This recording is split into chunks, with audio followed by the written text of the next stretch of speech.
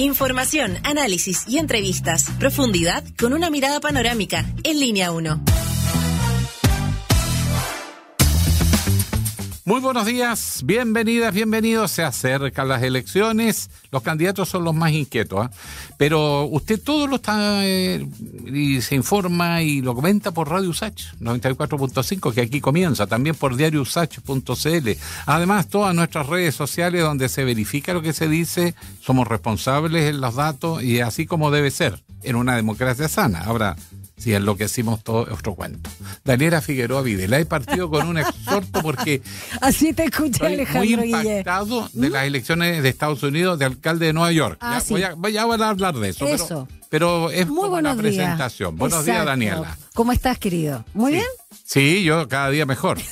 Y Gonzalo también lo tenemos en línea. Vamos Gonzalo a saludar. Espinosa. Gonzalo, ¿también está usted también como Daniela? Hola, Gonzalo. Hola, sí, todo bien por acá. Muy buenos días. Muy buenos días. Como siempre, bueno, todo el equipo en pleno acá de Línea 1 para, compartir con ustedes unas entrevistas en un formato un poquito más profundo, más por el tiempo, siempre vinculados a la actualidad y como bien dice Alejandro Guillé, cuando ya estamos literalmente en la quemada, menos de 2 semanas, 10 días prácticamente, de las elecciones presidenciales y parlamentarias, donde también nosotros como medios, los medios de la Universidad de Santiago, vamos a estar ahí, por supuesto, cubriendo. Vamos entonces, ¿te parece, querido Gonza, a escuchar y participar también de las palabras en torno a la reflexión de lo que pasó en Estados Unidos con la editorial de Alejandro Guillé? Un análisis profundo y con contexto. Llegamos a Estación Editorial.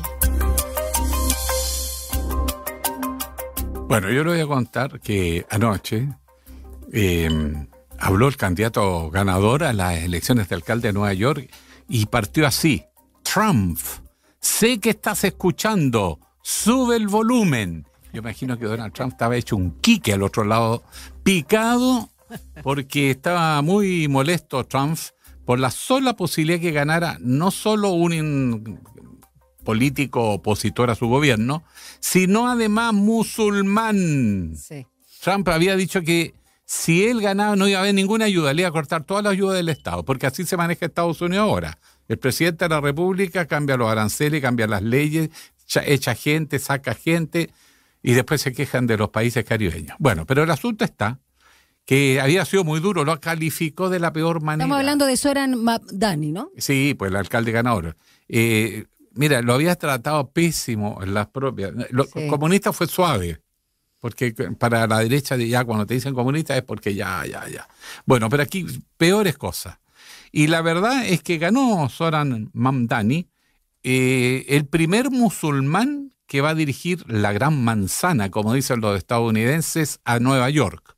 Y la verdad que lo hizo con una amplia mayoría, se presentía que iba a ganar por amplia mayoría, esta vez las encuestas no se equivocaron, y entonces viene la pregunta de qué viene acá. ¿Cómo sigue la historia que ha comenzado con esos datos que ustedes escucharon? Y que han salido cosas novedosas, por eso que lo retomo. Primero, él no solo es musulmán. Recordemos que Donald Trump está no solo en contra de los migrantes ilegales, ojo, está muy agresivo con los migrantes en general. Exacto. Porque hay gente que son académicas en la universidad que los ha echado, le ha puesto problemas. Llevan 15, 20 años allá. Porque el grupo de Trump, que es una ultraderecha radicalísima, muy rara, autoritaria, por cierto, le teme a que la identidad americana del americano blanco pueda verse afectada por tanta migración.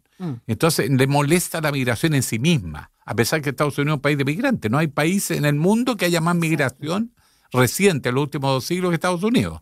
Pero ahora les bajó el ataque, porque primero fueron las migraciones, recordemos, de irlandeses, de europeos en general, después vinieron los italianos, después vinieron los judíos, y por lo tanto es una sociedad enormemente diversa. Pero sobre todo esa diversidad se aprecia en los bordes de la costa este y la costa oeste. Pero en América profundo, del medio, donde no llega nadie porque es más fome, menos interesante, hay menos cosas, sigue hablando de la supremacía blanca, los estados sureños hasta el día de hoy. Y hay un quiebre en Estados Unidos no superado de la época de los años 60, cuando se terminó formalmente con la exclusión de la población afrodescendiente. Recordemos que no podían entrar a las mismas universidades, no podían entrar a los mismos colegios, no podían andar en el bus sentado, tenían que darle el asiento a un blanco, etc. Espanto, sí. En los años 60. Sí. Bueno, desde que se impuso finalmente la igualdad formal ante la ley, ese ha sido un factor divisor de la sociedad americana que está hasta hoy. Por lo tanto, Donald Trump está expresando algo que viene muy antiguo ya en Estados Unidos, que es el tema racial, el tema étnico, el tema de la identidad cultural y el tema de la pertenencia. Y eso viene, bueno, desde la guerra civil, que nunca se arregló el problema, más allá del discurso. Bueno, el asunto está en que la percepción que hay en estos momentos de Estados Unidos ya es claro. Trump ganó las elecciones por voto democrático, pero estando en el poder está socavando la democracia por dentro. Tanto es así que ya hay un libro que está circulando, que lo he estado leyendo estos días, ¿Cómo mueren las democracias?, de Steven Levitsky, un académico de Harvard, donde él dice, por primera vez, los estadounidenses sienten que la democracia en Estados Unidos está en peligro. Eso no había pasado antes. Siempre ha habido líderes populistas, no se crean que no, pero la institucionalidad era suficientemente fuerte para frenar esos arrebatos. Perdona, y se queda corto porque me parece que este libro es más o menos del 2019 y imagínate todo lo que ha seguido socavando. Además, Donald Trump, la democracia y la cuna de la democracia, además, en Occidente, como es Estados Unidos. Bueno, por supuesto, y además él está haciendo una reflexión con Trump en el poder. Los datos últimos de la versión, la reedición del libro, está hablando de datos que están ocurriendo hoy.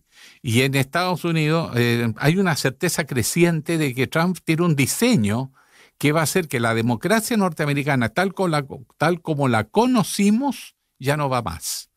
Y hay ejemplos, por ejemplo, de los republicanos están dominando, sobre todo aquellos estados bisagra, que son muy parejos. Lo que han hecho, por ejemplo, es cuando están en la administración de esos estados, es cambiar los sistemas electorales. Básicamente el distritaje. Por ejemplo, hacer que la población donde tiene más votos los republicanos tenga mayor representación, aunque tenga menos votantes. Y aquellas que son muy numerosas, igual le eligen la misma cantidad. Y ahí tiran y concentran a poblaciones, incluso siguiendo la pista de religión y pertenencia étnica. Cosa que los tribunales han objetado en muchos casos, pero sí, es parte del diseño. La derrota también, de Estados Unidos, en Estados Unidos, de Donald Trump por los candidatos demócratas que arrasaron, no fue solamente en Nueva York, aunque es muy simbólico por el caso que tú estás hablando de su nuevo alcalde. En efecto, Estados Unidos está en este momento tomando conciencia de lo que es la tesis de este libro, por eso la menciono. Él dice que las democracias ya no desaparecen porque hay generales golpistas, sino que ahora las democracias están en peligro por líderes políticos que muchas veces son oportunistas, que aparecen de pronto, que vienen de la nada, que no son figuras políticas tradicionales, que han estado en partidos que el público conoce, sino figuras que irrumpen de distintos ámbitos con un discurso democrático, se hacen elegir democráticamente, pero una vez en el poder desmantelan las instituciones democráticas, intervienen en el poder judicial, coartan la libertad de prensa y la libertad de expresión también, irrumpen contra el pensamiento distinto, un discurso único, el de ellos. Por lo tanto, son gobiernos autoritarios que están construyendo y destruyendo a vista y paciencia de los americanos día a día esa democracia por la cual fueron electos. Y por lo mismo es un diseño. Este diseño se ve en Europa también. Se ve con Milei en Argentina. Ojo con eso. No es solo Trump. Y además no es solo Trump porque aparece ahora. Esto viene de antigua data. También lo hizo, Bukele. Claro, y esto viene de antes, de varias generaciones antes.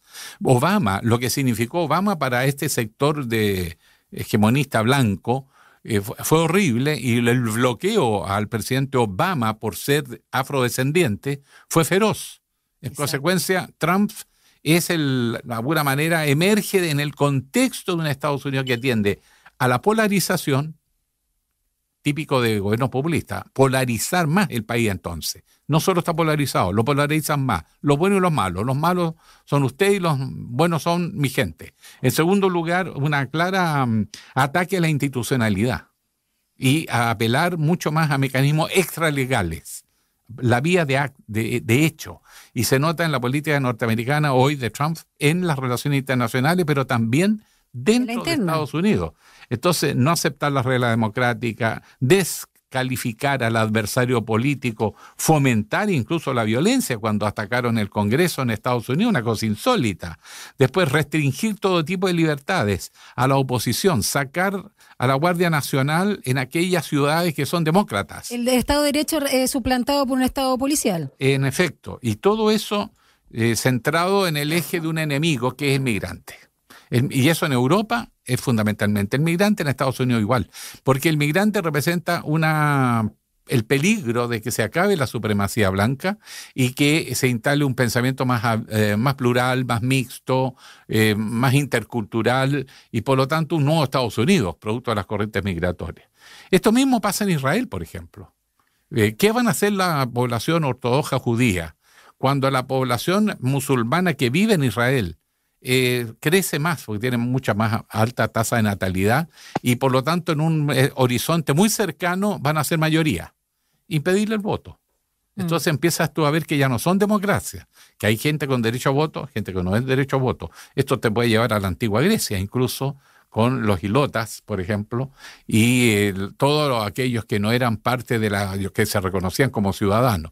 Bueno, esta tendencia autoritaria es lo que denuncia este libro. Y el triunfo de Mamdani apunta a eso. Dice, Nueva York será la luz en este momento de oscuridad política. Estaremos unidos contra el autoritarismo y la oligarquía. Está apuntando a Trump. Y además dice, seré el alcalde de todos, incluyendo judíos y musulmanes, en una nueva era en que no se espera ni islamofobia ni antisemitismo, que son los discursos contra el extranjero, el curso a los que piensan distinto. Bueno, ¿qué es lo que quiero decir? ¿Por qué es importante? Porque asoma un liderazgo que no tienen hoy los demócratas. Bernie Sanders ha levantado la voz, un veterano político demócrata del ala izquierda del Partido Demócrata, pero muy solitario. No pudo ser contrapeso. Aquí aparece el alcalde de la principal ciudad de Estados Unidos en términos de población, asumiendo que va a enfrentar un liderazgo convocatorio contra el autoritarismo de Donald Trump y este diseño de transformar a Estados Unidos en un régimen autoritario. Y por lo tanto propone un camino de liderazgo, de asociación, de coalición con los diversos, porque las coaliciones que valen no son entre iguales, sí, son entre sectores distintos y convoca por religión, por educación, por formación, por creencias, por pertenencias étnicas, como una especie de frente común de todos por defender un Estados Unidos como se conoció hasta ahora, con montones de áreas negras que no menciono, pero no es el caso, sino fundamentalmente lo que es lo que para los norteamericanos es el sueño americano. En el discurso de triunfo, agregando lo que tú señalabas de Mamdani, y por supuesto agradeciendo a las mismas comunidades migrantes, diversa, fue muy bonito porque dijo, gracias a los propietarios de bodegas yemeníes, gracias a los taxistas senegaleses, gracias a las tías etíopes, gracias a la abuela mexicana y a las enfermeras uzbecas. Y él además, es interesante su historia, nació en Kampala, en Uganda, y se mudó a Nueva York, de hecho, con su familia cuando él tenía 7 años. Es musulmán, como tú bien decías, de ascendencia surasiática. Y está casado con Rama Dubaji, artista siria de 27 años, y recordemos que él tiene poco más de 34, 35 por ahí, es bastante joven también, 34 años, y claramente podría ser un gran punto de inflexión, como tú señalas, de lo que significa además, sobre todo Nueva York para Estados Unidos en su conjunto. Bueno, vamos ahora a las noticias y reflexiones, incluso también siguiendo la línea de esto, Alejandro, de nuestro compañero Gonzalo Espinosa. Vamos entonces con sus noticias y reflexiones. Pero antes, Gonzalo, sigamos el tema de Nueva York, porque estábamos conversando antes y tienes también apreciaciones bien interesantes. Hola, Gonza. Hola, ¿cómo están? Muy bien. Retomamos. Sí, estas elecciones de Nueva York son bastante interesantes por diversas aristas, o sea, de partida el tema de cómo emerge la figura de Zoran, toda su campaña y también sus propuestas, porque al final Zoran, a diferencia de otros políticos del Partido Demócrata, él tiene un discurso de clase que él lo defiende, y en base a eso también se empezó a desplegar su campaña. O sea, dentro de sus propuestas está bajar el costo de la vida para las personas en Nueva York, para todos, porque en 10 años se han duplicado, por ejemplo, el costo del café o el costo Por eso del hablaba de arriendo. un Nueva York asequible, ¿no? Exacto. Entonces, dentro de sus propuestas está la congelación inmediata de arriendos, de las viviendas reguladas, triplicar la construcción de viviendas sociales, crear una red de guarderías públicas, autobuses gratuitos y tiendas estatales en barrios donde no existen tiendas para ir a comprar productos baratos, incluso salario mínimo de $30 la hora de acá a 2030. Y también tiene propuestas de cómo solventar esto, que básicamente es subir el impuesto corporativo en un 2%, aplicar un impuesto del 2% al 1% de los neoyorquinos más ricos. Recordemos que ahí también está Manhattan y está un montón de gente viviendo ahí que ostenta una riqueza absurda. Aligerar la burocracia y también afinar y reforzar el cobro de impuestos. O sea, todas estas medidas que tienen que ver con la fiscalización. Súper importante, perdona, lo de congelar los alquileres, ¿no? Los arriendos, como le llamamos nosotros, sobre todo por la responsabilidad de los propietarios, que hay, dice el negligente de vivienda, y además sabemos también las crisis inmobiliarias que hay no solo en Chile. Exacto. Sí, solo para agregar con respecto al impacto en términos electorales de lo que se habla en Estados Unidos de la victoria de Zoran, es que hay sorpresa, pero no tanto, porque alcaldes demócratas en Nueva York hay desde el 2014. Entonces, no es como que él haya dado vuelta a una tendencia, sino que lo que él, digamos, encarna es otra visión dentro del Partido Demócrata, que tenía miedo de abrazar estas ideas más progresistas, incluso socialistas, como ha dicho él, y que finalmente se resumen en una frase que dice él, que la derecha o los republicanos en Estados Unidos siempre ponen de frente este discurso de que le tienen miedo a que el proyecto de la izquierda fracase y que eso cause un malestar gigante en la población, pero en verdad lo que dice Zoran es que le tienen miedo a que el proyecto de la izquierda triunfe, porque al final lo que se está proponiendo en los últimos años es que el único modelo que sirve es el modelo que proponen ellos. Claro, el cambio, finalmente miedo al cambio y a repartir. Claro, exacto. Y solo para terminar, en estas, digamos, jornadas también se definieron elecciones de gobernador en Virginia y en Nueva Jersey, y ahí hubo un triunfo demócrata. Entonces eso también generó expectación con respecto a las elecciones que vienen. Me parece que el próximo año, que son las elecciones de medio término, similares a las que hubo en Argentina hace poco, que son legislativas, donde se empieza quizá a resquebrajar esta idea de la hegemonía del Partido Republicano en el Congreso de Estados Unidos. Podría existir acá, digamos, una expresión de malestar que se evidencia en que se eligen nuevamente, o sea, no nuevamente, porque recuperan esta gobernatura de Virginia y Nueva Jersey los demócratas.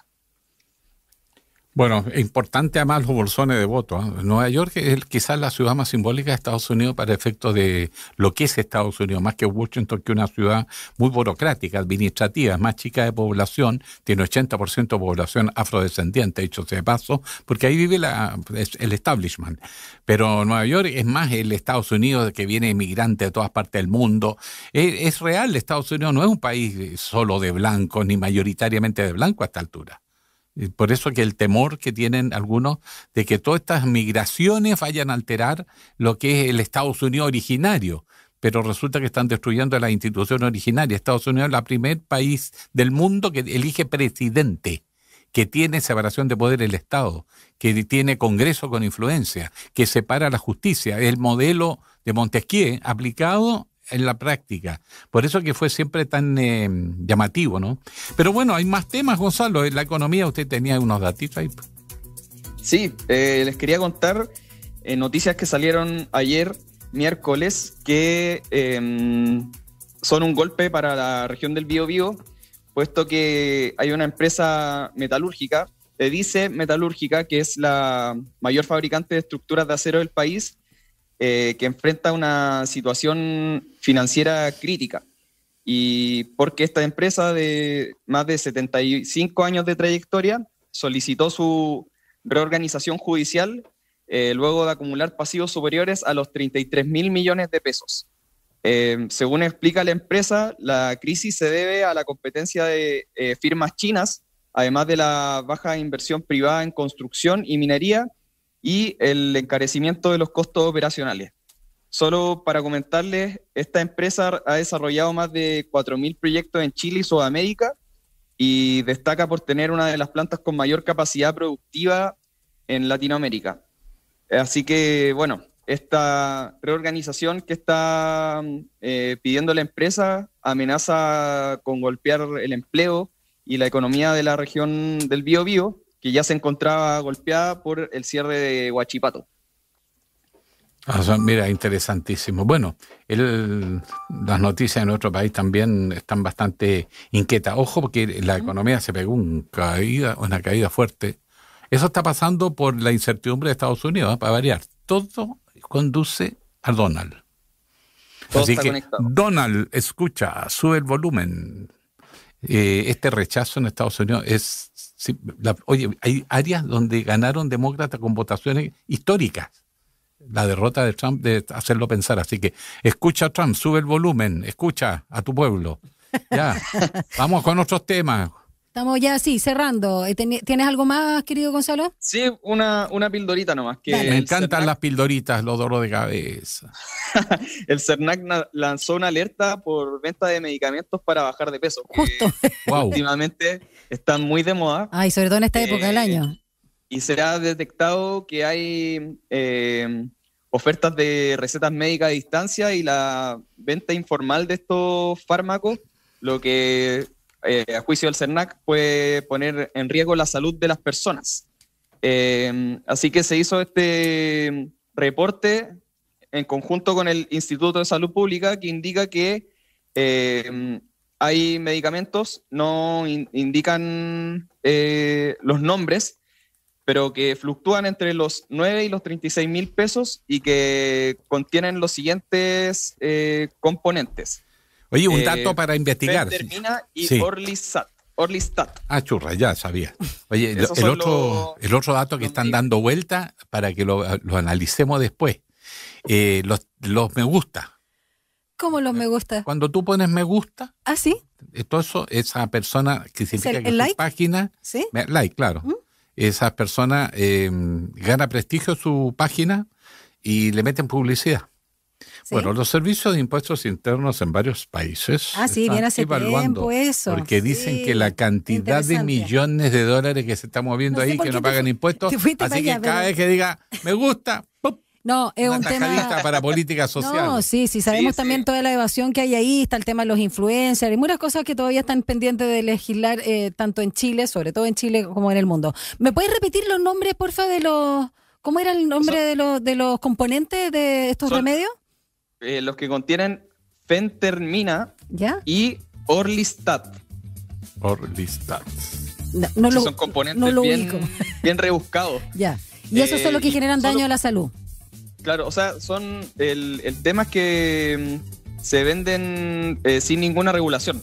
Entonces, a lo que indican es que es necesario siempre consultar con un médico, verificar el registro sanitario y evitar adquirir estos medicamentos que están fuera del comercio formal, porque incluso en este informe que sacaron hay productos falsificados y existe un aumento en la incautación de estos medicamentos ilegales. ¿Te parece que profundicemos luego en Sí. una entrevista que tengamos Sí, acá va a con ser algún un tema, invitado ese tema, sobre todo con los químicos farmacéuticos de nuestra casa de estudio? Ahora vamos a una pausa, Sí. chiquillos, Eso. porque el Gracias, tiempo Gonzalo. apremia. Ya nuestros entrevistados están listos para la foto. Vamos a una pausa y ya regresamos a Línea 1.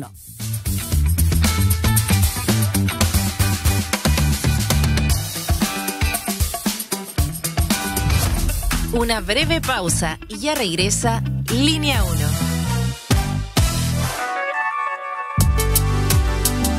Es la hora en Radio USACH. 7:59 a.m. Tener un hogar adaptado a las condiciones de mi hija es lo mejor que nos pudo pasar en la vida. Detrás de cada uno de los proyectos del MIMBU hay historias de esfuerzo y esperanza que contar, como la de Belén y Josefa, quienes hoy viven en un pequeño condominio en los cerros de Valparaíso. Infórmate y postula en www.mimbu.cl. MIMBU, 60 años construyendo cambios. Ministerio de Vivienda y Urbanismo, Gobierno de Chile. Chile avanza contigo.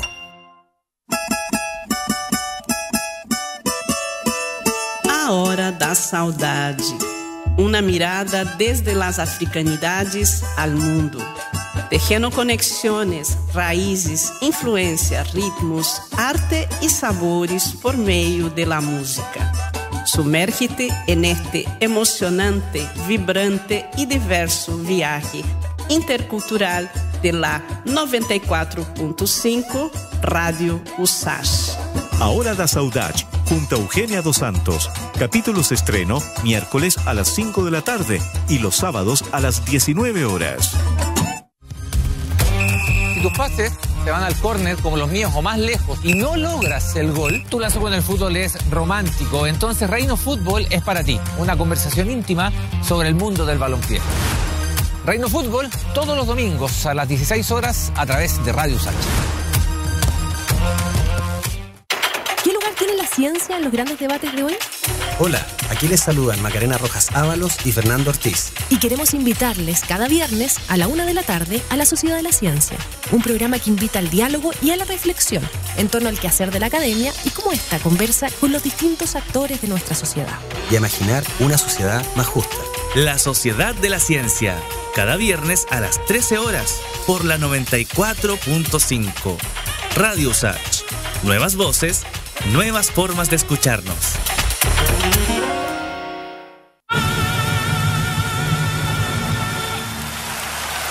Oye, la embarró. Este loco nació con un talento innato.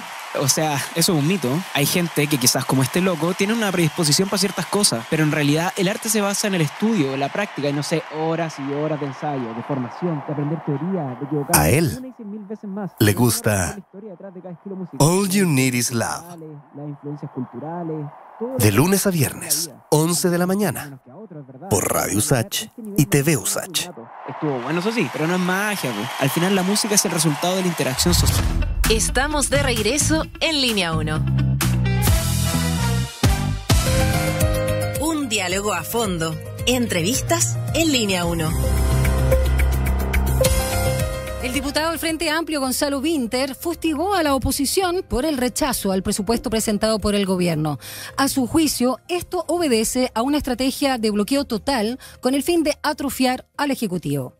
Por otro lado, el parlamentario tomó distancia de las posiciones políticas que sostuvo en el pasado y afirmó que las acusaciones constitucionales levantadas contra el expresidente Sebastián Piñera en 2019 y también 2021 fueron un error. Y vamos a conversar esta mañana acá en Línea 1 con ¿quién? Alejandro Guillé. Con el diputado Gonzalo Vinter, que además estuvo ahí de precandidato en primera vuelta de las primarias de la del oficialismo, digamos, y que además ahora está candidato también a la reelección, así que hay por el distrito 10. Exactamente. Para analizar, porque ya va quedando tan poco tiempo que están todos medios nerviosos. Yo no sé si como... ¿De quién estamos hablando? Gonzalo Vinter. Gonzalo Vinter. Sí, estamos todos medios nerviosos, le vamos a preguntar. Diputado, ¿cómo está? Muy buenos días. Buenos días, diputado. Buenos días, contento de estar aquí en una radio pública de una universidad pública. ¿Contento, nervioso? Contento, nervioso, sí. Ay, ¿puedo partir con eso mismo, diputado? ¿De lo de la radio?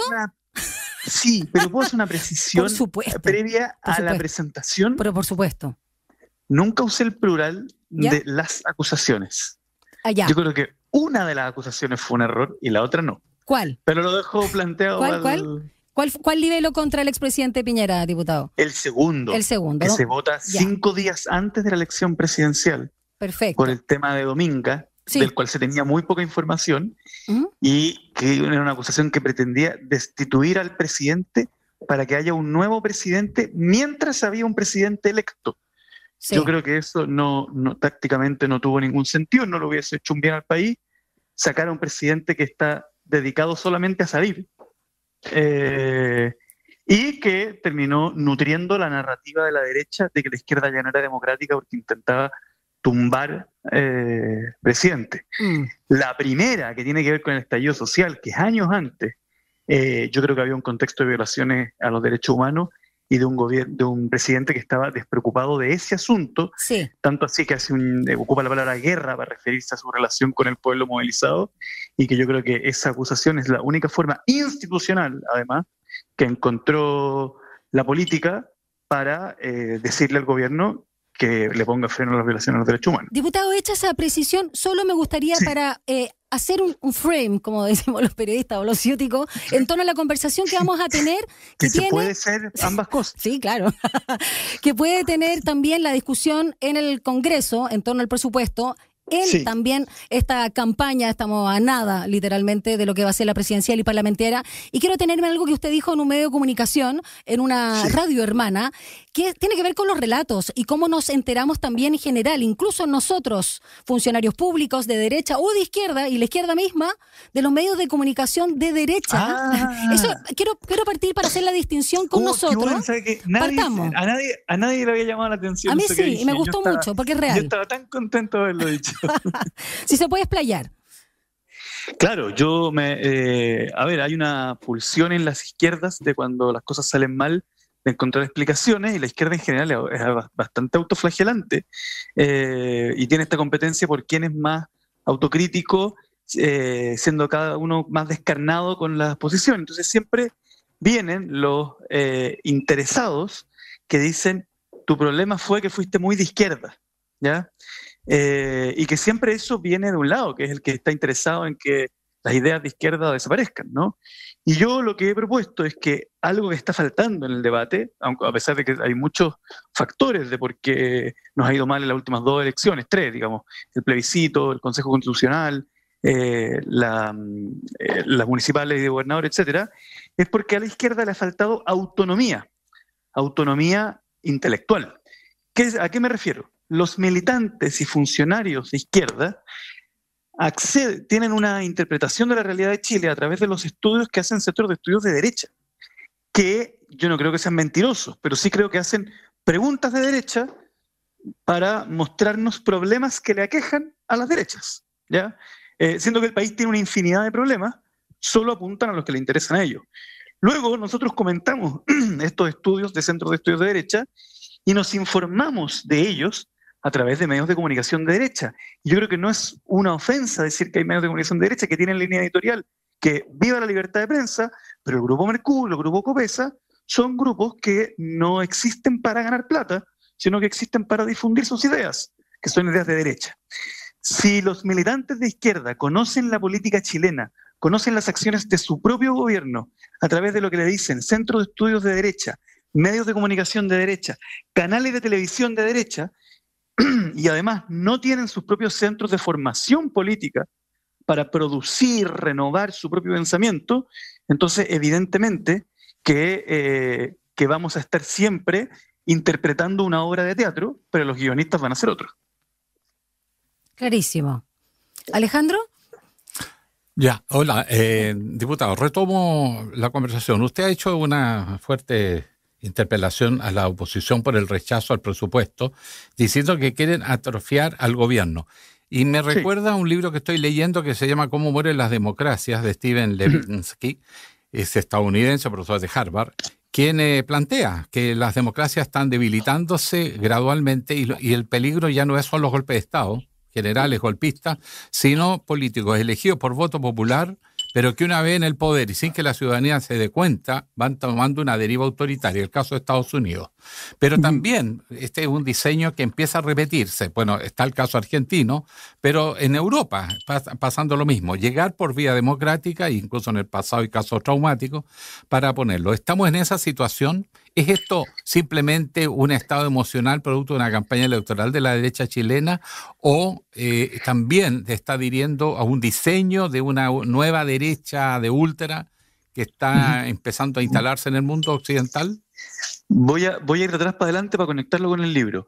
Yo creo que en general en la historia de Chile las derechas han representado a los sectores que mayor riqueza concentran, ¿ya? Se han congregado como derechas para la defensa de los intereses y de las ideologías de turno que les sirvan para defender esos intereses. Para ello, pongámonos en el origen de esta historia cuando empezó a haber derecha en Chile, digamos dueños de las minas y dueños de los fondos, la república y la democracia en particular siempre van a ser un estorbo, siempre van a ser pérdida de poder, porque reparten poder que antes de ser repartido era de ellos, ¿ya? Entonces nunca han tenido un afecto muy importante por la democracia. La democracia en realidad es algo que han ido aceptando paulatinamente porque se ven obligados a ello. Y ahí, con eso hago un salto, todos conocen el episodio en Chile, pongámosle en 1988, 1998, que es cuando la derecha va aceptando, permitiendo, y hoy día incluso nos sacan en cara, nosotros permitimos que hubiera democracia, ¿ya? Entonces, en general, no han tenido ningún efecto especial por ella. ¿Qué tiene que ver eso con el presupuesto? Cuando alguien se propone atrofiar al gobierno, y la palabra atrofiar no la ocupo al azar, sino que es el término que se ocupó antes de que asumiera el presidente Boric en el Consejo General de Renovación Nacional como el objetivo que había, atrofiar al gobierno, es decir, que los resultados que el gobierno podía tener no los tenga. ¿Qué termina pasando? Que cuando la democracia no entrega resultados, porque los gobiernos están atrofiados, es decir, la gente dice, la democracia no me entrega ni educación, ni salud, ni transporte, ni una vida mejor que la que tuvieron mis padres, sino de hecho una vida peor, entonces yo también empiezo a perder el afecto a la democracia. Y en general para las derechas, que el pueblo pierda afecto por la democracia no es un problema. Después sabemos que los resultados son espantosos para todos, ¿no? ¿Y qué tiene que ver eso con el Partido Republicano en particular y con Kaiser, que es como una deriva? Es que ellos partieron sin tener mucho análisis de la sociedad, de hecho con pocazos libros arriba del escritorio, sino que más bien eran gente que tenía mucho éxito en Twitter, porque su especialidad era polarizar. Así partió José Antonio Kast. Ustedes lo recuerdan, que era básicamente convertir cualquier diferencia política en un problema personal, mantener el debate público histerizado, alterado, polarizado, etc. Y hoy día llevaron esa lógica al Congreso Nacional. ¿Qué sentido tiene rechazar todas las partidas? No tiene ningún sentido. Es solamente una forma de hacer activismo, pero ¿a través de qué? Del presupuesto para la salud, del presupuesto para la educación, del presupuesto, del presupuesto de las pensiones. Esto finalmente se va a terminar arreglando, yo creo. Pero cuando se arregle, se va a terminar haciendo a la rápida, porque perdimos un mes en que se debía haber hecho un presupuesto nacional para el buen funcionamiento del país y que fue ocupado ese mes en que la derecha pudiera competir entre ellos por titulares de quién era más duro contra el gobierno. Eso a mí me parece que es pasar de tuitear a ocupar el bienestar de la gente para hacer sus campañas políticas. Y por último, un detalle no menor sobre el presupuesto.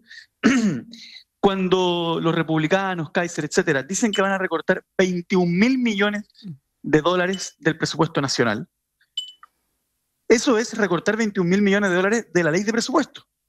Entonces, ellos que tienen hoy día la ley de presupuesto sobre el escritorio, y que han, digamos, el diputado Romero, por ejemplo, que ha llevado la voz cantante en esto, y que lleva 4 leyes de presupuesto. Agustín Romero, de Republicanos, ¿no? Claro, la debería conocer muy bien. Y José Antonio Kast, que yo no creo que él se haya dado cuenta, pero trabajó en 16 leyes de presupuesto durante sus 16 años como diputado.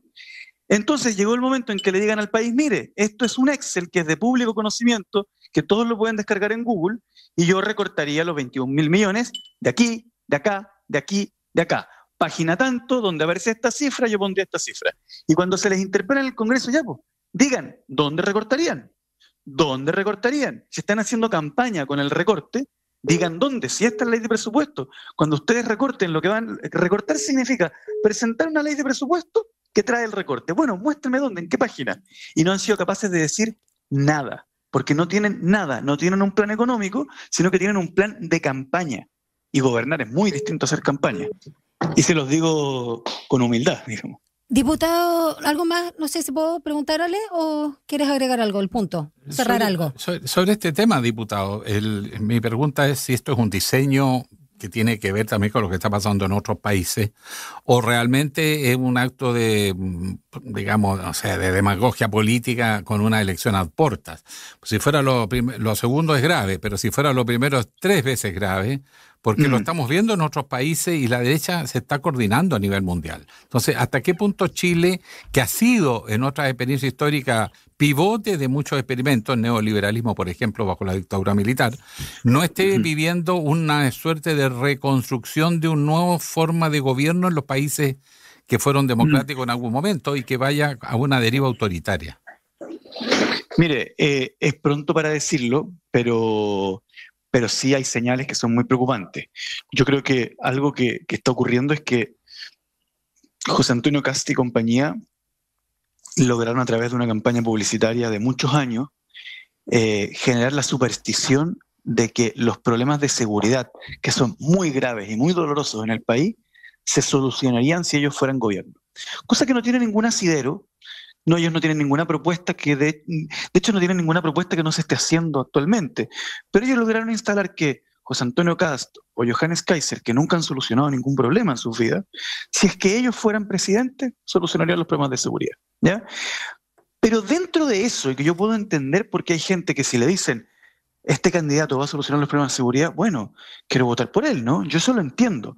Pero dentro del paquete viene un desprecio a la democracia que es bien profundo y que yo no lo veo como un clamor popular. O sea, yo ayer escuchaba a un señor Gómez en un acto de proclamación de Kaiser decir que Kaiser era un enviado de Dios. Luego decir que iban a llenar de estatuas de Augusto Pinochet el país. Entonces, que van a indultar a Krasnov y a otros torturadores, asesinos, etcétera. Y yo tengo la impresión de que ese desprecio a la democracia, esa fascinación por el autoritarismo, es algo que está muy en el ADN de ellos, muy coordinado, que se juntan con Orbán, que van a Hungría, a la internacional fascista, etcétera, pero que no es lo que el pueblo está pidiendo cuando dice voto Kaiser. Cuando dice voto Kaiser, voto Kast, la gente lo que está diciendo es quiero más seguridad, ¿no? Diputado, y por lo mismo, ¿qué pasa entonces con Chile Vamos? Porque usted también señalaba que la derecha en su conjunto había votado en bloque este rechazo a prácticamente el 90% del presupuesto para el próximo año. Y además señaló justamente que una cierta dinámica, y que es muy peligroso, que tiene que ver con un ciclo en Chile, que lo inauguró Sebastián Piñera, había terminado, que básicamente una derecha con la que se puede conversar, que es democrática, que votó por el no, a propósito también de lo que hemos visto en el último tiempo. ¿Qué pasa con Chile Vamos? A ver, yo efectivamente creo que en Chile en sucesivas ocasiones ha habido intentos por que exista una derecha verdaderamente democrática, ¿ya? O incluso una derecha que entienda que el país tiene que avanzar con ciertos mínimos para todos, etcétera. Les pongo al antiguo senador Cruzcoque, no al actual, al que debe ser el abuelo de él, que se puso la ley maldita, y yo creo que en esta época lo representó Sebastián Piñera, de quien yo tengo muy mala opinión, pero sí creo que su proyecto era una derecha democrática, una derecha no pinochetista, una derecha no fascista, y una derecha que ve en la democracia liberal un valor en sí mismo. Creo que eso terminó definitivamente, y creo que en gran parte el desfonde de Evelyn Matei pasa porque nunca ese proyecto tuvo pies firmes. Por ejemplo, en el Congreso, yo les pongo un ejemplo, yo presenté una resolución en el Congreso que decía simplemente, el cambio climático existe y es creado por el hombre, hay que hacer algo al respecto, nada más. Y la mayoría de Chile Vamos votó en contra de que el cambio climático existe. Entonces, ¿qué pasó? Ese proyecto de derecha, piñerista, democrática, vino el viento de Johannes Kaiser, el viento de la ultraderecha, y los pies de esa derecha democrática no tenían aplomo. Y al no tener aplomo, pasaron a ser parte de lo que el viento se llevó. Diputado, hay varios temas más que se están analizando y tiene que ver con ya temas que pueden afectar la unión del propio oficialismo. La acusación constitucional contra el ex ministro de Energía, Diego Pardo. ¿Qué se sabe de eso? El PC dice que lo va a analizar en su mérito. Entonces, quiere decir que no es solo una acusación antojadiza de la derecha, podría interpretarse como que dentro del propio oficialismo hay quienes discrepan de la manera como actuó el exministro y que aquí habrían habido faltas graves, porque una acusación constitucional tiene una connotación brutal para la persona si es que se aprueba. Así es. A ver, parto por la frase que usted cita, decir que un parlamentario diga lo voy a analizar en su mérito, tiene un significado político, yo eso lo reconozco, ¿no? Pero en rigor no debería tener mucho significado más profundo, porque es efectivamente lo que un parlamentario está obligado a hacer, analizar las cosas en su mérito. Yo creo que aquí el Congreso nuevamente se está equivocando en dar la señal equivocada. Primero porque creo que la derecha ha tenido una propuesta narrativa que es muy vulgar y muy falaz, que es básicamente intentar engañar a la gente diciéndole que todo el alza de la luz se debe a estos dos errores, cuando en realidad las alzas de la luz vienen del congelamiento y cerca del 2% viene de estos dos errores denunciados. Y segundo, plantear que esos dos errores que generaron todo el alza de la luz son estrictamente una acción del gobierno, cuando en realidad el primero es una acción de la Comisión Nacional de Energía, que es el órgano técnico, justamente nuestra legislación crea estos técnicos para que no se metan los políticos, y finalmente el error lo comete el órgano técnico. Y al final la responsabilidad es una responsabilidad muy real, pero lejana, la del ministro Pardoe, porque es el ministro que firma que el cálculo que le manda la Comisión Nacional de Energía es el que le mandó la Comisión Nacional de Energía. Y respecto al tema Transelec, yo veo que en el Congreso todavía nadie termina de entender la historia. Y es efectivo que, para serles sincero, no ha habido el tiempo necesario para aquilatar y estudiar el asunto. Pero además, el Congreso, además de tratar de entender qué pasó, el Congreso tiene la obligación de encontrar la manera de devolver la plata, que no es tan sencillo, porque la mayoría de la plata extra, lo sobrecobrado, está en manos de las empresas. Pero eso no significa que todo haya sido cobrado a la gente, porque parte de la plata está en manos de las empresas, pero a través de instrumentos financieros que están por cobrar a la gente. Entonces, bueno, todo eso el Congreso lo tiene que discutir. El presidente Boric le pidió la renuncia al ministro Pardoe, estableciendo que en el fondo tenía una responsabilidad política por firmar los decretos, pero la idea de perseguirlo como un violador de la Constitución hasta el último término, que el único efecto político tendría que él no pueda volver a su trabajo, él no podría ser locutor de la radio USACH, por ejemplo. 5 años que no pueda ejercer un cargo público o con funcionario público. Pero específicamente hablando de una persona que profesionalmente se dedica a ser profesor de planta de una universidad pública. No podría, claro, entiendo. Entonces, a mí me parece que la forma excesivamente rápida con que el Congreso acudió a una acusación constitucional, antes siquiera de estudiar lo que había ocurrido y antes de presentar una propuesta de cómo devolver la plata a la gente, muestra la distorsión de las prioridades propias de las elecciones. Pero ¿cómo se ve la procesión por dentro? Los PC hicieron esa declaración de estilo, que es obvio, uno tiene que decir lo mismo. Si fuera senador, más cuidadoso todavía para no inhabilitarse. Claro, pero lo cierto, ¿hay sectores efectivamente que están por apoyar la acusación constitucional dentro de las fuerzas oficialistas? Vamos a ver qué pasa después de las elecciones. Porque yo estoy clarísimo que yo no lo voy a apoyar. No puedo hablar por el resto. Pero yo sí creo que después de las elecciones puede variar el ánimo con que lleguen los parlamentarios. O sea, en el fondo hay un cierto oportunismo tanto de la oposición como sectores del oficialismo. Eso lo ha dicho usted. ¿Y no lo comparte? Yo creo que puede haberlo. Pero lo que yo creo es que el Congreso, insisto, se debe concentrar en comprender a cabalidad lo que pasó, cambiar la institucionalidad, si es que la institucionalidad lleva estos errores, ver cómo devolver la plata, y la responsabilidad política ya está establecida. Yo tengo clarísimo que yo estoy en contra de la acusación, y también estoy claro que creo que pueden cambiar el ánimo de muchos una vez que hayan pasado las elecciones. Diputado Gonzalo Vinter, vamos ahora a su reelección, lo peleado que suele estar a más el Distrito 10 y por supuesto vamos ahí a revisar un poquito los candidatos, pero en términos generales usted también planteaba algo que es muy preocupante, más allá de la elección presidencial que se juega el próximo 16 de noviembre, está también la del Parlamento, bueno, Congreso en nuestro país ciertamente, no parlamentan mucho, y la Cámara de Diputados y Diputadas también el miedo o el peligro que se corre de que ellos cuenten con quórum en la posición actual, digamos, la derecha, digamos, con un quórum constitucional. Hablemos un poquito ahí de los escenarios, cómo podrían estar barajándose las estadísticas según las encuestas también que se hacen por distrito. Mire, yo he tenido, les voy a ser bien sincero para transparentar a los auditores cómo ocurre esto por dentro. Yo no he tenido acceso a encuestas, pero he tenido acceso a rumores de muchas encuestas, que es bien distinto. Sí, ¿ya? Para no decirles no he visto nada, porque no es cierto, es que a uno le cuentan cosas.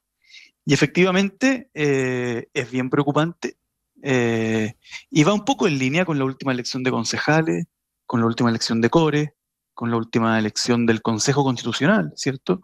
Y que es un momento en que yo creo que en general todo el progresismo chileno tiene que aquilatar la importancia de lo que se está viviendo. Efectivamente, si les va como les fue en el Consejo Constitucional a los republicanos y al mundo de Kaiser, entonces tendrían, por ejemplo, quórum constitucional, tal como usted señalaba, para explicarle a la gente todas las cosas que ellos intentaron hacer a través del Consejo Constitucional, que se llevó a plebiscito y que se les rechazó su propuesta de nueva constitución, lo podrían hacer simplemente en el Congreso. De hecho, lo podrían hacer sin plebiscito, ¿ya? O sea, podrían... De hecho, hay que pensar que estamos hablando de gente que todos los años vota en contra de los sitios de memoria. Estamos hablando de gente que tiene un cierto desprecio por lo público, porque consideran que la salud y la educación en el fondo deberían ser un mercado. Estamos hablando de gente que está en contra del aborto en 3 causales, que de hecho han dicho siempre, si tuviéramos mayoría, se acabaría el aborto en 3 causales, eso lo han dicho, ¿no? Es gente que votó en contra de la PGU, es gente que votó en contra del sueldo mínimo, es gente que votó en contra de reducir la jornada laboral, etc. Y si ellos tuvieran quórum constitucional, entonces ya pueden, digamos, deshacer cualquier asunto propio de la República de Chile. Pueden privatizar Codelco, pueden privatizar TVN, ¿no? Tendrían los votos necesarios para eso. Por eso es que habemos varios que estamos haciendo un esfuerzo muy grande para evitar aquello. Y en su nuevo periodo, y a propósito también de otros candidatos al Distrito 10 del sector, Emilia Schneider, sí, Fernanda Villegas, de la otra vereda, quizás también Jorge Alessandri, Francisco Rego, por citar algunos, ¿cómo también apuesta a profundizar ciertos temas, a liderar otros? Y también le pregunto, ¿por qué no quiso ir al Senado? Ajá. Ok, son 2 preguntas complejas. La primera, efectivamente en este distrito, el que, según las encuestas que yo he visto, va encabezando la intención de voto es Francisco Rego. Y eso es bien simbólico porque yo lo he dicho en otras ocasiones, él es, a mi juicio, el primer profesional de la polarización, ¿ya? Y con eso no quiero decir que es muy polarizador, no, hay gente que es más. Me refiero que es la primera persona que se dedica profesionalmente a eso, ¿no? Que se dedica a decir la cosa más estridente posible, de la manera más rápida posible, de la manera más agresiva posible, ¿no? Y que eso lo toma como un oficio. A mí me parece preocupante que él sea eventualmente el más votado del Distrito 10, que es algo que puede ocurrir. Porque es un símbolo de en qué está nuestra democracia, ¿no? Sí. Yo evidentemente que voy a luchar por las cosas que hemos luchado siempre. Yo creo que el Estado debe participar de la discusión sobre la producción de la ciudad y el suelo para hacer que la vivienda no sea un privilegio, cuestión que es conflictiva, porque eso es, digamos, contrario a los intereses de las transnacionales que especulan con nuestro suelo. Voy a luchar por el mejoramiento de la educación pública, de la salud pública, como ejes rectores de nuestro sistema. Voy a luchar porque hayan comunicaciones públicas, justamente por lo que hablábamos antes, para que yo pueda conocer las noticias en una diversidad de medios que no sean del gran empresariado. Y también vamos a luchar de manera inteligente y no populista por erradicar la inseguridad que hay en Chile y para que nuestro pueblo deje de temer a bandas criminales que vienen de otros países justamente a ejercer sicariato, trata de personas, etc. ¿Lo voy a hacer igual que siempre? No. Hay gente que se vanagloria de no cambiar. Yo efectivamente, encaminado a mis 40, soy distinto a como era cuando entré al Congreso, sí, encaminado. Incluso yo puedo decirlo, diputado. Hasta yo se me cae el carnet y puedo decir un lolo. Claro. No, pero evidentemente que una vez Pepe Out me decía, bueno, es que maduraste o no maduraste. Y yo le decía que era una trampa su pregunta, porque evidentemente que he madurado, evidentemente que he cambiado, pero eso no significa que sea menos de izquierda, que es el sinónimo, claro, que el arma. Sí. Y todo lo quiere hacer desde la Cámara de Diputadas y Diputados, no desde el Senado. Sí, ¿por qué no fui al Senado? La respuesta es muy sencilla. Yo vivo en Santiago, me dediqué 100% a ser diputado por Santiago. El último año me dediqué, tuve también una campaña presidencial, etcétera, y no tuve el tiempo para armarme un conocimiento real y profundo de alguna otra región en la cual podría haber servido como senador. Entiendo. Entonces seguí siendo candidato por el lugar donde vivo, donde viven mis familiares, donde viven mis amigos, donde trabajo también, etc. Bueno. Así ha sido, don Gonzalo. Muy agradecido por su tiempo en medio de la campaña. Sí, y... Buena, larga entrevista, ¿eh? Larga entrevista. No sé, aquí tratamos bien, pero preguntamos harto. Sí. Y dejamos hablar, que es lo más importante, diputado. Ya, pues, muchas gracias. Un abrazo grande. Que le vaya muy bien. Ok, chao. Ahí estábamos con Gonzalo Winter, parlamentario del Frente Amplio y que va por la reelección del Distrito 10. ¿Vamos a una pausa, Alejandro Guille? Así es. Vamos.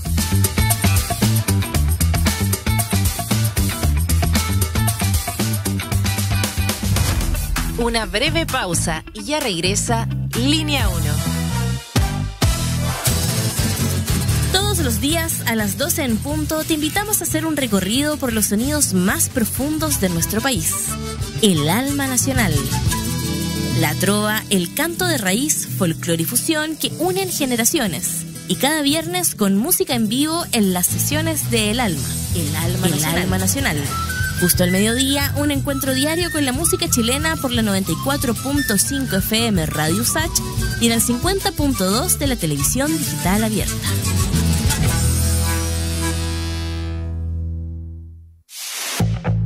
Este 2025 te invitamos a Somos Expertas, Nuestra Voz.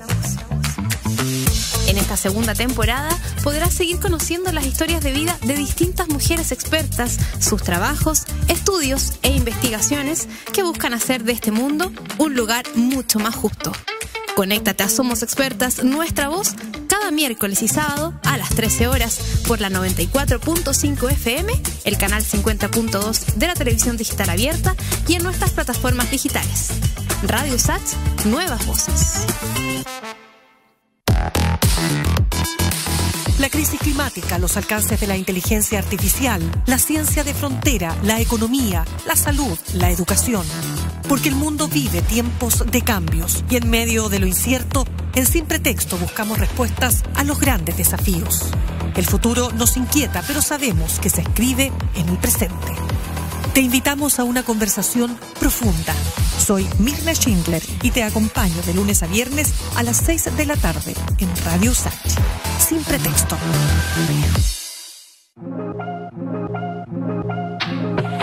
Sé parte de nuestra franja cultural en Artes y Oficios los lunes y viernes a las 17 horas. Teatro, danza, música, cine, artes visuales, literatura, tradición y vanguardia. En Artes y Oficios conocemos más el trabajo que existe detrás de cada creación realizada por las y los protagonistas del mundo artístico, cultural y patrimonial y de su impacto en nuestra sociedad. La invitación es a discutir la cultura con todas sus aristas. Juntémonos en la 94.5 los lunes y viernes a las 17 horas. Radio Usach, Nuevas Voces. Estamos de regreso en Línea 1. Un diálogo a fondo. Entrevistas en Línea 1. Bueno, uno podría partir con una canción para ser romántico ya que vienen las elecciones y distensionar el ambiente. Y esa mujer, si puedes tú con Dios hablar, pregúntale si yo alguna vez te he dejado de amar. Qué bonito. Bueno, vamos a hablar, que sí, de los programas, de los contenidos. Yo creo que el país merece buenas respuestas y, bueno, ¿qué se va a hacer en distintas materias? Y uno que preocupa singularmente el tema género, ¿verdad? De mujer, empleo, derechos y de todas aquellas materias. ¿Y con quién conversamos? Nuestra invitada de hoy, estelar. Vamos a conversar con María José Abud. Ella es vocera del comando de la candidata Evelyn Matei, precisamente en los temas que tú mencionabas, Alejandro Guille. Temas de género, agenda, mujer y empleo. María José Abud es economista y desde enero del 21 hasta marzo del 22 ejerció como subsecretaria de la Mujer y la Equidad de Género en el segundo gobierno del presidente Sebastián Piñera. Y vamos a hablar, por supuesto, también de esta propuesta de la candidata hoy de Chile Vamos, de Mujeres Sin Miedo, más participación femenina y todas estas propuestas. Muchas gracias por acompañarnos acá en Línea 1 por Radio Usach y muy buenos días, María José. Muy buenos días, muchas gracias por el contacto. Mire, para entrar a materia, ya que hemos hablado mucho en esta campaña de la violencia, la inseguridad, en concreto, ¿qué es lo que propone Evelyn Matei como candidata presidencial si gana en materia de la violencia contra la mujer? en el mundo, digamos, en el entorno inmediato de ella, que tiene que ver muchas veces con la familia, el lugar del empleo, etcétera. La violencia contra la mujer. Mira, nosotros tenemos una agenda importante para, yo diría, 2 grandes temas, mujer, y ahí me voy, Alejandro, al tema específico que planteas, que son las grandes urgencias de nuestro país hoy día y especialmente de las mujeres, que es la seguridad, ¿cierto? Y el empleo, la generación de ingresos propios. Y en materia de seguridad, nosotros diferenciamos lo que es la seguridad, ¿cierto?, en espacios públicos, que aqueja de forma distinta a las mujeres, la enfrentan de manera distinta. Y por otro lado, la violencia intrafamiliar, ¿cierto? Que es una realidad que en Chile 2 de cada 5 mujeres han sufrido de violencia intrafamiliar. Muchas veces se vive en silencio, ¿cierto? De manera silenciosa este tipo de violencia, pero está ahí presente. Y ahí nuestro compromiso es reforzar hoy día los sistemas y la ruta que vive una mujer víctima de violencia, porque acá lo preocupante que muestran las encuestas es que solo alrededor de un 20% de las mujeres que han sufrido violencia intrafamiliar denuncian. Y ahí es el Estado el que está fallando, ¿cierto?, en entregar esa seguridad, entregar esa confianza para que las mujeres pidan ayuda, y hemos identificado distintos espacios desde la primera acogida que realizan Carabineros, como realizar capacitaciones y fortalecer ese espacio de confianza para que sea fructífero, como también los distintos dispositivos que existen desde el Servicio Nacional de la Mujer para atender a mujeres que son víctimas de violencia intrafamiliar. Y respecto a la seguridad en el espacio público, la candidata Matei también tiene un programa llamado Mujer Camila Tranquila. Está enfocado en calles, en paraderos, transporte público, cámaras, botones SOS. Claro, y tiene obviamente un factor importante tecnológico en la prevención. ¿Qué pasa con esto del brazalete de emergencia? Que suena un poquito así como terrible, pero a lo mejor es necesario. Hablemos un poco del diagnóstico para hablar de estas medidas que propone la candidata. Sí, mira, lo que nosotros hemos identificado en temas de seguridad es que si bien son los hombres los que sufren más incidentes, situaciones violentas en los espacios públicos, a diferencia como en el espacio doméstico privado, que somos las mujeres las que somos más víctimas de violencia, ¿cierto?, en ese ámbito. En el público, son los hombres los que viven mayores situaciones de violencia, pero las mujeres lo viven distinto, y lo viven distinto porque sienten mayor temor, y ese mayor temor es el que paraliza muchas de sus actividades diarias. Hoy día nuestro sondeo y lo que vemos en terreno es que muchas mujeres dejan, por ejemplo, de ir a trabajar a ciertos lugares, dejan de movilizarse en ciertos horarios, dejan también de ir a ciertos espacios públicos con sus hijos, hijas, por temor a que pueda ocurrir un hecho violento. Entonces, ahí nuestro compromiso es cómo este tipo de problemática que afecta a hombres y mujeres de manera distinta tiene un foco especial en solucionar las barreras y obstáculos que enfrentan las mujeres. Y uno de esos, por ejemplo, es la iluminación en paraderos. Botones de SOS que hayan en paraderos. Hay municipalidades que tienen este tipo de pilotos y demuestran ser bastante efectivos en entregar confianza a las mujeres, y también... ¿Sí funcionan? Perdón, ¿no lo vandalizan y todo eso? No, la verdad es que hay buenas experiencias, tanto nacionales e internacionales, en que están conectados directamente con las municipalidades o con policías y permiten al final entregar una respuesta efectiva ante la ocurrencia de un hecho de violencia. Lo mismo, por ejemplo, con la iluminación en las calles, ¿cierto? Y con todos los espacios al final hoy día públicos que han sido apropiados por la violencia y que al final afectan a las mujeres en su vida diaria. Lo que nosotros identificamos es que al final la agenda de seguridad y de violencia está súper relacionada con la agenda de empleo de la mujer, porque una mujer que es víctima de violencia, ya sea familiar o en espacios públicos, no va a tener las herramientas para salir a buscar trabajo, ¿cierto? Para generar ingresos propios. Y una mujer, cuando genera ingresos propios, se genera un círculo virtuoso también que es más fácil salir de una situación de violencia intrafamiliar. Por tanto, un eje de nuestro programa fuerte es el el entregar una mayor prevención y también un mayor acompañamiento en las situaciones de violencia, pero a su vez también es reactivar el empleo, porque la gran preocupación que vemos es que hoy día estamos casi en un empleo de 2 dígitos de desempleo, de la mujer, y que no estamos generando puestos de trabajo, y esto afecta a hombres y mujeres, pero como en todas las crisis suele ocurrir, son las mujeres las que les afectan en mayor medida. María José, una inquietud, porque esta parte del debate, ¿no? Estaba mirando el programa y hay una serie de subsidios y ayudas a las mujeres, a los emprendimientos, a las cuidadoras, ampliación de salas cunas. Pero en un momento en que se habla de apretar el presupuesto, que estamos gastando mucho. ¿De dónde sale esa plata para tanto gasto? Porque la mitad de la población son mujeres acá en Chile. Y por lo tanto, si va a haber, por ejemplo, subsidios para el empleo, subsidio para cuidadoras de personas dependientes, la extensión de la sala cuna universal, el bono de libre elección de cuidados para las personas, el tema de la ampliación de los jardines infantiles, subsidio al empleo formal femenino, 200.000 pesos durante 6 meses. ¿De dónde sale tanta plata en un momento que, por otro lado, tienen frenado en el Congreso la discusión del presupuesto porque quieren apretar y sacar no sé cuántos miles de millones de dólares? Así es, bueno, el próximo gobierno tiene una gran tarea, ¿cierto?, que es, por un lado, recuperar la responsabilidad fiscal, ¿cierto? Hemos visto cómo en los últimos años no se ha cumplido nuestra propia regla fiscal que nos impusimos, ¿cierto? Y eso es un problema de credibilidad como país, pero también de cara a financiar el gasto social. Y lo que nosotros estamos haciendo y cuál es nuestro compromiso es un programa serio, responsable, realista, que va acompañado con un plan de financiamiento que consiste primero en un ahorro de 6.000 millones de dólares, ¿cierto? Que tiene distintas fuentes de recorte.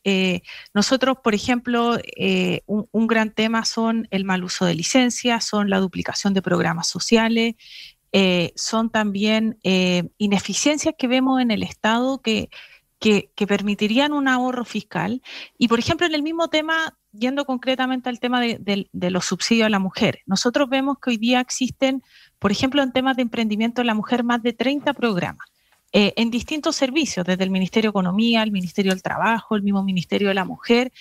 Y para muchas mujeres incluso que nos pueden estar escuchando dicen, yo no conozco esos programas, ¿dónde están? ¿Cómo postulo? Y las distintas evaluaciones demuestran eso también, que muchas veces los mismos usuarios, el desconocimiento de cómo acceder a esos programas hoy día nos tiene en un uso de nuestro gasto social que tiene espacios de mejora sustantivo. Y ese es el trabajo que nosotros hemos realizado de identificar uno a uno cada uno de esos programas sociales que se pueden fusionar, que se pueden reemplazar. Y, por ejemplo, en el mismo caso de la mujer, uno ve que existe hoy día, por ejemplo, el bono al trabajo a la mujer, hay un subsidio al empleo joven que no son eficientes, que no están permitiendo aumentar la empleabilidad de esos grupos, y que nuestro compromiso es una reformulación de aquel gasto social para poder llegar de mejor forma. Y concretamente,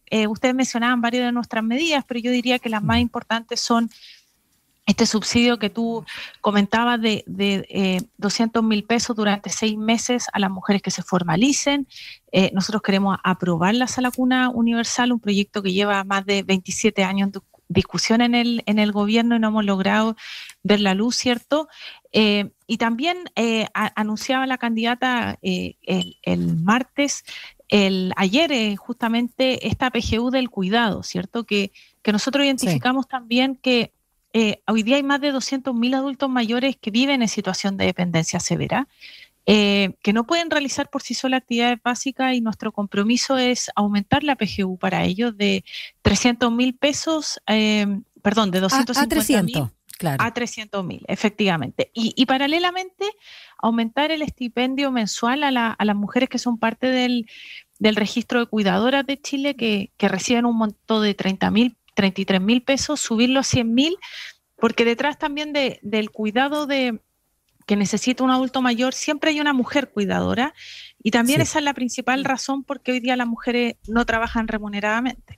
María José, ¿tienen alguna estimación de cuánto se va a invertir en temas específicamente mujer, género?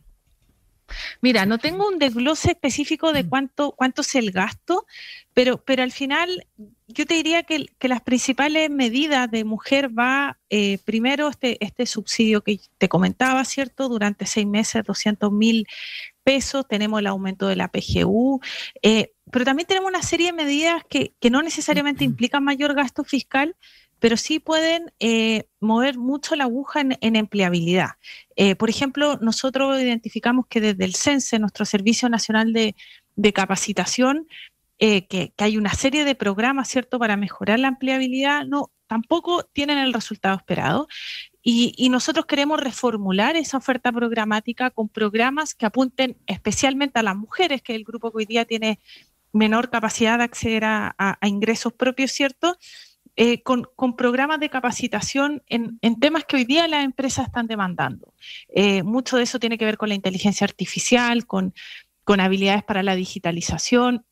Y queremos hacer una línea especial de programas para las mujeres, que eso no es gasto fiscal adicional, sino que es reformular lo que ya existe, porque nosotros al final lo que hemos identificado en los equipos de trabajo es que hoy día tenemos un Estado que hace bien ciertas cosas, pero también que hay mucho espacio para usar mejor nuestros recursos, para hacer más eficiente el uso del gasto y para llegar mejor a la población que lo necesita. Y creemos que reformulando o dándole una nueva vuelta a cómo se hacen ciertas cosas, como es el caso del CENSE, por ejemplo, podemos hacer la diferencia en un tema tan importante como es la empleabilidad de las mujeres.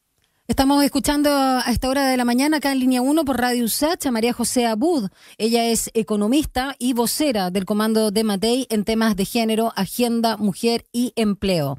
Y me quiero detener porque cuando hablamos de género a veces malentendemos, es que estamos hablando solamente de las mujeres, sin duda estamos hablando de toda la población. Y por eso quiero preguntarle qué medidas, ya sea nuevas, ¿no?, proposiciones, propuestas propiamente tal, va a ser la candidata, sobre todo en temas que están vinculados a la comunidad LGBTIQ+, con los derechos también que se han logrado en el último tiempo, sobre todo pensando que quizás sus contendores de la izquierda, pero la ultraizquierda o una derecha más extrema, están, digamos, contra varios de los principios y hay temor de retroceso. Hablemos tanto para aborto legal, y por supuesto para también lo que ya hay avanzado en materia de también la identidad de género, acuerdo, unión civil, entre otros. ¿Cómo también va a seguir avanzando o no la candidata Matei? Bueno, la candidata ha sido súper clara respecto a su postura en ese tipo de iniciativas, ¿cierto?, concretamente, y nuestro gobierno tiene un compromiso de no retroceso, ¿cierto?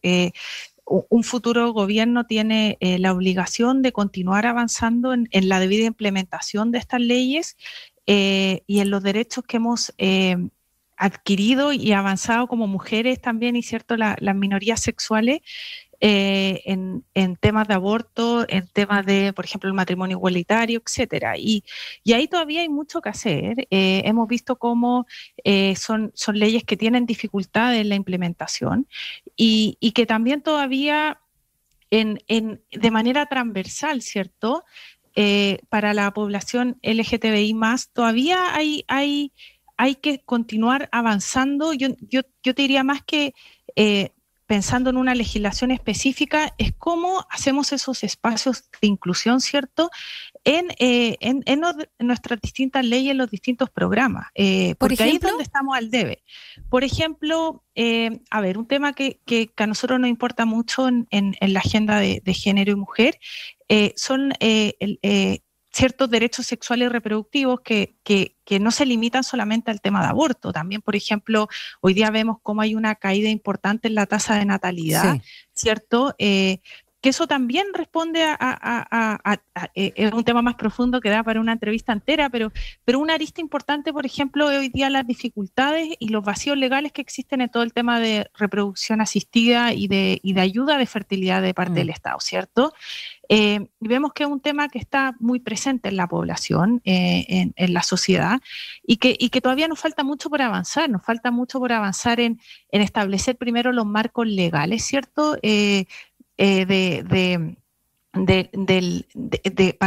Para desempeñar este tipo de prácticas, pero también de los espacios que desde FONASA, desde la salud pública se pueden entregar a las mujeres. Entonces, nosotros al final tenemos un compromiso con el tema de género que no solamente es específico del Ministerio de la Mujer, sino que cruza, se podría decir, a todos los ministerios. Yo creo que esa es la forma que se debe abordar también estas temáticas, que no necesariamente corresponden a un proyecto de ley específico, sino que corresponden también a una forma de hacer políticas públicas que piense en los que se van quedando siempre atrás, en los más excluidos, ¿cierto? Sí. Y en los que todavía les falta mucho por avanzar en derechos. Perdónale, muy breve, solo para cerrar este punto, porque en el entendido de que también hay, digamos, mujeres por un tema de edad, por un tema biológico, genético, que puedan tener una problemática para justamente la reproducción natural y tenga que ser asistida, ayudada médicamente, y que en eso el Estado de Chile esté apoyando porque son tratamientos muy costosos. Sí, también es importante las condiciones de vida, ¿no?, que se nos dan a las mujeres en relación a la precarización laboral y los otros temas que son integrales para tomar la decisión, por ejemplo, de o no tener, encontrarnos en la decisión dicotómica, una cosa o lo otro, que por ejemplo en un proyecto profesional de vida o la familia o la maternidad. Y en ese sentido, por eso quiero preguntar cuáles son las materias donde va a profundizar, algo que ha hecho también este gobierno, pero eventualmente uno de Evelyn Matei, en materia de corresponsabilidad, en todo sentido, laboral, de cuidados, que algo también apuntaba usted al inicio, porque esas son condiciones de vida que hacen decidir a una mujer joven, no es lo único, si quiere ser o no madre. Tal cual. La corresponsabilidad quizá es uno de los elementos claves que tenemos pendientes como sociedad y es complejo abordarlo porque la corresponsabilidad, si bien uno puede abordar parte desde la política pública, ¿cierto? Por ejemplo, con postnatales que sean para hombres y mujeres, medidas que hagan que los costos de la maternidad, por ejemplo, no recaigan exclusivamente en la mujer.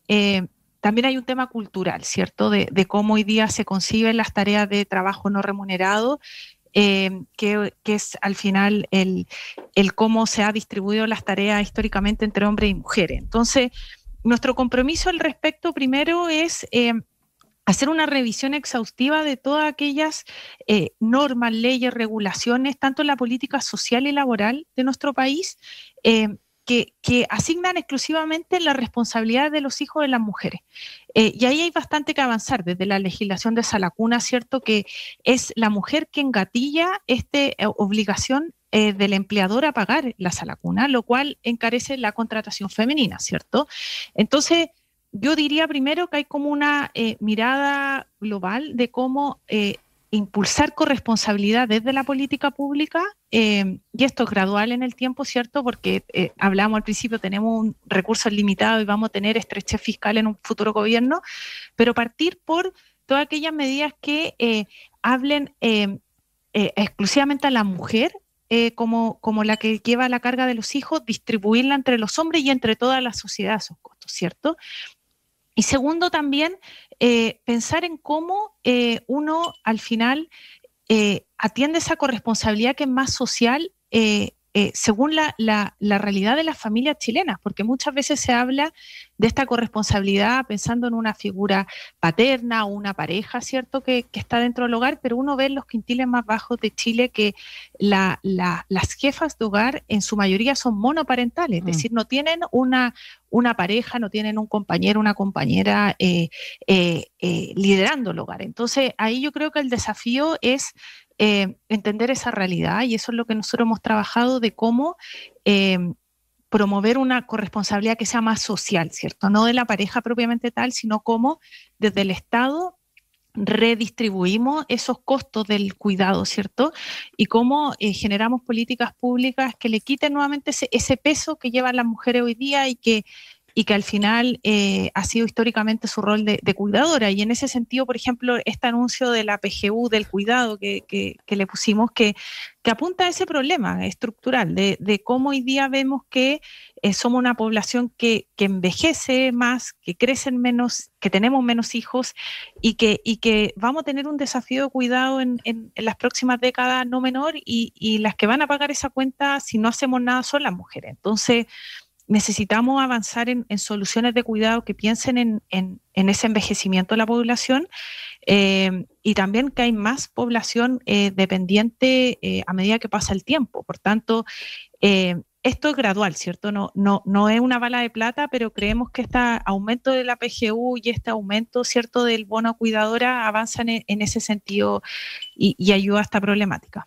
María José, usted mencionaba el aspecto cultural, y una cosa que llama la atención y en todas las entrevistas sale, es que a igual trabajo no hay igual salario. Hay una discriminación significativa y esa diferencia parece aumentar en la medida que la mujer tiene más educación. O sea, la diferencia entre el sueldo de un hombre y una mujer para hacer la misma pega cuando tienen enseñanza media es menos la distancia que cuando son dos doctores en química trabajando en la minería, por decir algo.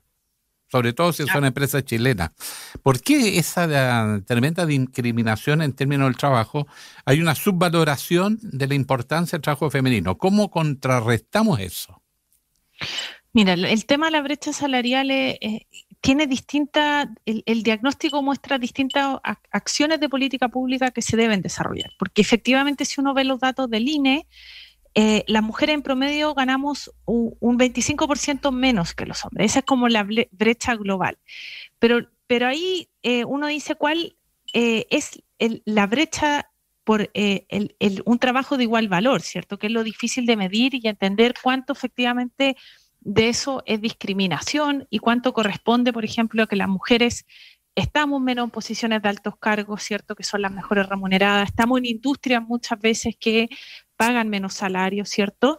Y eso no necesariamente es discriminación. Responde a otros desafíos, ¿cierto? De cómo incentivamos, por ejemplo, a las mujeres en carreras, en industrias masculinizadas, como la ingeniería, la minería, etcétera, y nos preocupamos que las mujeres lleguen a altos cargos. Ese es un área de trabajo que nosotros en el programa también tenemos fuerte de cómo incentivar esos espacios, ¿cierto? Pero por otro lado, también sabemos que no basta con eso y que muchas veces en un mismo lugar por un mismo trabajo no se paga por igual a hombres y mujeres. Y ahí lo importante es, por un lado, fortalecer los mecanismos que existen de denuncia a esas situaciones, pero también hacerlo efectivo, porque hoy día nosotros tenemos, de hecho, una ley de igualdad de remuneraciones que es bastante letra muerta y al final las mujeres denuncian muy poco, no lo consideran un canal seguro y efectivo. Y ahí hay mucho que avanzar en cómo podemos mejorar y fortalecer esa legislación, pero también cómo nosotros podemos promover ambientes laborales inclusivos en que los empleadores no tengan espacio para generar estas discriminaciones y que también en la medida que nosotros somos capaces de quitar los costos de contratación que tienen hoy día las mujeres, como el ejemplo que yo ponía en Sala Cuna, también vamos reduciendo esa brecha salarial, porque hay un componente que puede ser discriminación, pero también hay un componente objetivo que es lo que a nosotros nos preocupa, que es que contratar a una mujer es más caro para un empleador. Y al final eso nos lleva a que hoy día tengamos un mayor desempleo femenino, ¿cierto?, que el masculino, pero también lleva a que tengamos ese traspaso de costo a las mujeres muchas veces. Entonces, en la medida que uno es capaz de generar políticas que reducen ese costo a la contratación, también trabaja la brecha salarial que tenemos hoy día. María José, por último, ya que estabas planteando algo que es un diagnóstico que estamos viendo con mayor fuerza en las últimas décadas, que es el envejecimiento de la población en Chile, porque cosa que veíamos mucho en Europa, en otros países, pero no en el nuestro, y con la baja natalidad, por lo mismo, hemos visto bastante ausencia, falta en general de las y los candidatos a la presidencia en medidas más allá de los aumentos de la PGU e incluso, digamos, modalidades nuevas, como lo hace también la misma candidata Matei, con este tema de la PGU al cuidado, pero que va más bien a las cuidadoras. ¿Qué está pasando también con las y los adultos mayores, sobre todo en salud mental, la soledad enorme en la que viven, que padecen, y por supuesto también todos los temas que tienen que ver con la inclusión en nuestra sociedad, que creo que eso literalmente es vital? Tal cual. Hoy día vivimos más y no estamos preparados en los distintos ámbitos para eso, y nosotros tenemos una serie de medidas al respecto. Solo por mencionar algunas, primero tenemos un plan nacional de digitalización de personas mayores, porque creemos que es fundamental también para su integración, ¿cierto? También un tema de salud mental, de su sociabilidad, poder tener habilidades digitales, poder usar un computador, un celular, porque hoy día vemos cómo todo se hace y se lleva a ese plano, ¿cierto? Y Alejandro dice que ¿dónde se apunta? Me pregunta. Ya, Analfabeto digital. El próximo marzo mandamos ahí el enlace para apuntarse, pero ahí vemos que hay un desafío, porque efectivamente cuando uno piensa en las dificultades que enfrentan los adultos mayores, es que incluso ahora muchos trámites del Estado se hacen por internet o con un computador, y ahí ya empiezan las barreras sociales, ¿cierto? Eso es lo primero. Creemos que ese es como el gran desafío, y después también pensar en nuevas formas de trabajo para los adultos mayores. Por ejemplo, nosotros tenemos un plan de adaptabilidad laboral, de hacer jornadas que permitan un mayor teletrabajo, permitan pactar mejor de manera más flexible la jornada con el empleador, y eso, por ejemplo, es para los adultos mayores es fundamental para su empleabilidad, contar con esa flexibilidad y contar con jornadas que se adapten más también a las dificultades que uno tiene con el paso de los años, ¿cierto? También vamos a mejorar las viviendas. Nos hemos comprometido a mejorar 400.000 viviendas que